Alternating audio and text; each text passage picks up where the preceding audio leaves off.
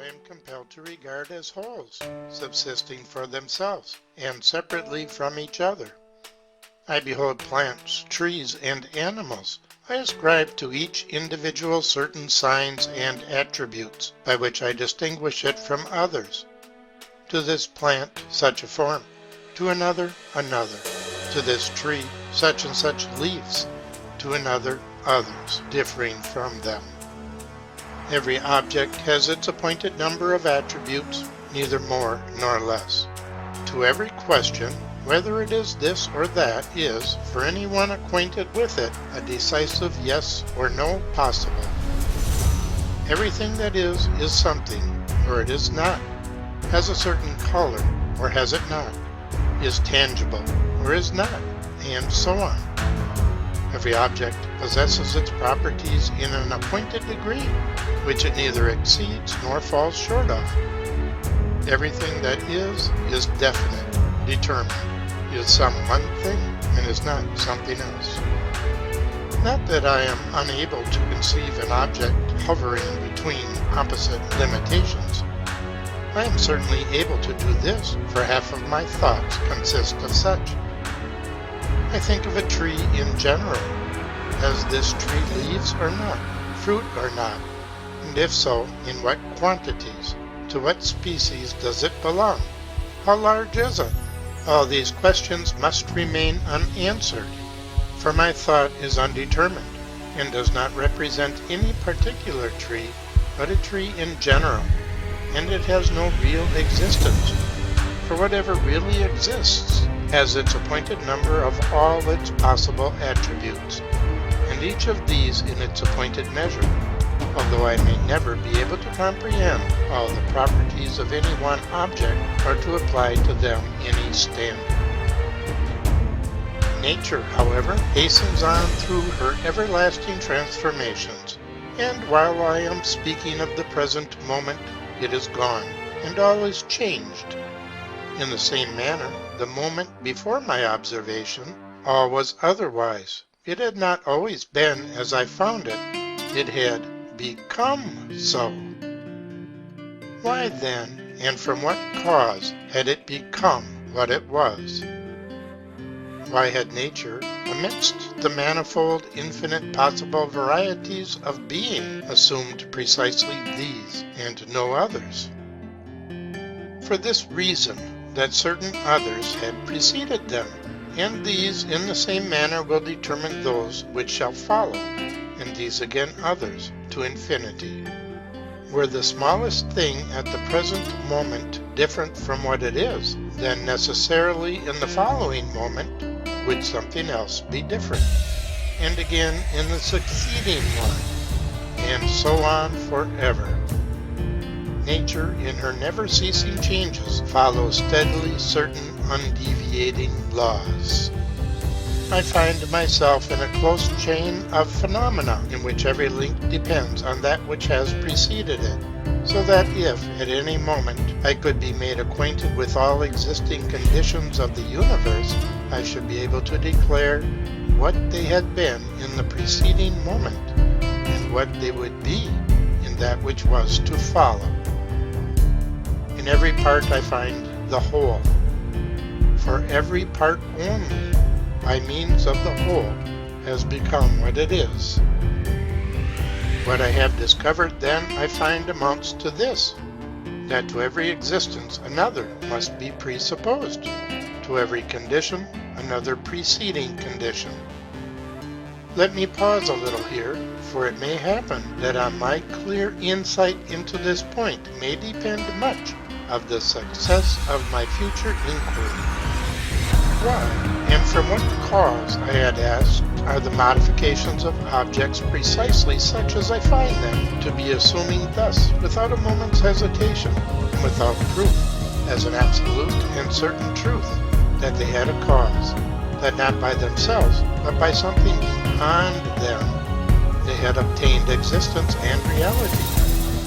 I had found myself compelled to assume another existence as a necessary condition of theirs.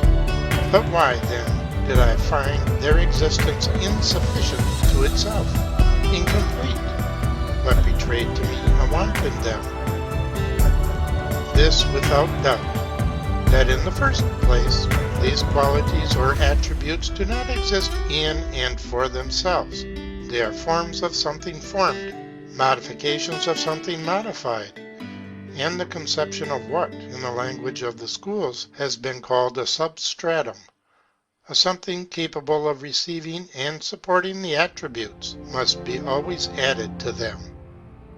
Further, that to such a substratum a certain quality is attributed, supposes a condition of repose and cessation from change. Otherwise, there could be no determinate modification, but merely a passing from one state to another. A state of mere passivity is an incomplete existence. Some activity is necessary to form what may be called the basis of the suffering. What I found myself compelled to suppose was by no means that in the successive changes which nature undergoes, one brings forth the other, that the present modification annihilates itself, and in the next moment, when it no longer exists, produces another to occupy its place. The modification produces neither itself nor anything out of itself. What I found myself compelled to assume was an active force, peculiar to the object, to account for the gradual origin and the changes of those modifications. And what, then, do I conceive to be the nature or essence of this power and the modes of its manifestation? I know no more than this, that it is capable under certain conditions of producing certainly and infallibly a determinative effect, and no other. The principle of activity, of arising and becoming, is certainly in itself. As surely as it is a force, it is capable of setting itself in motion. The cause of its having developed itself in a certain manner lies partly in itself, as it is a force, and partly in the circumstances under which it develops itself. Both these, the inward determination of a force from itself, and the external by circumstances, must be united to produce a given change. Every force, so far as I can conceive of one, must be determinate, but its determination is completed by the circumstances under which it is developed. A force exists in my conception only so far as I can perceive its working. An inactive force is entirely inconceivable. I see a flower that has sprung out of the earth, and I conclude that a formative power exists in nature. Such a formative power exists for me only so far as this flower, and others, and plants, and animals exist. I can describe this power merely by its effect, and it exists for me no further than as producing flowers and plants, animals, and other organic forms.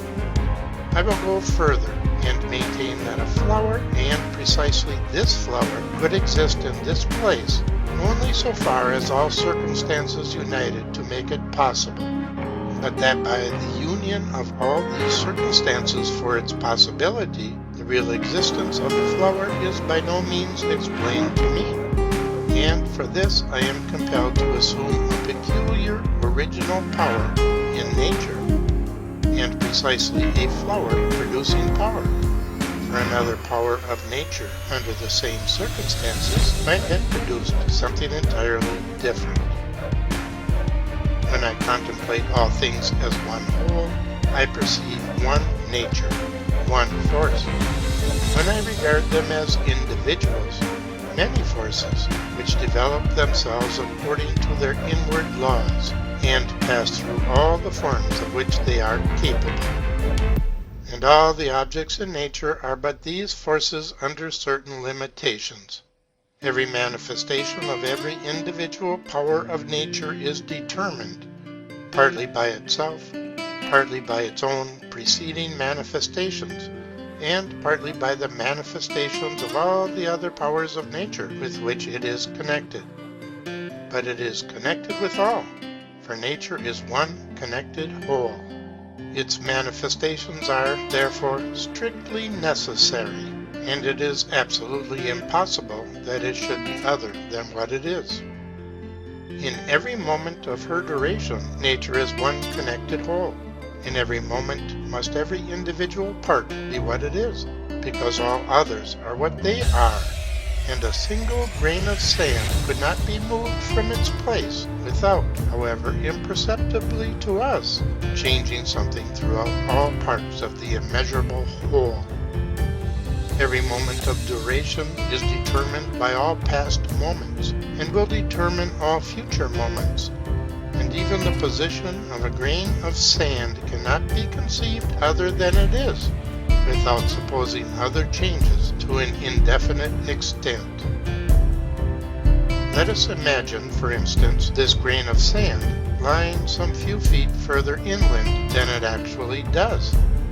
Then must the storm wind that drove it in from the seashore have been stronger than it actually was.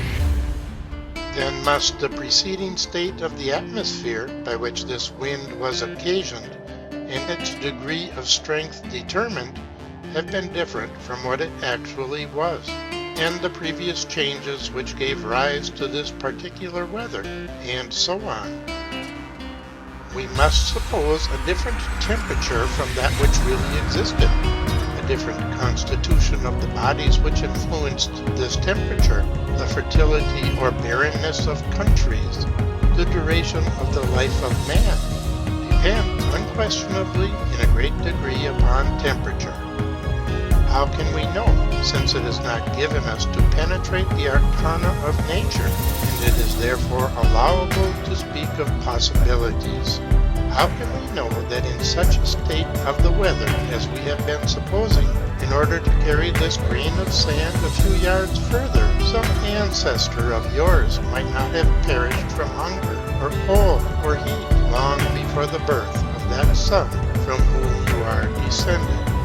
And thus you might never have been at all.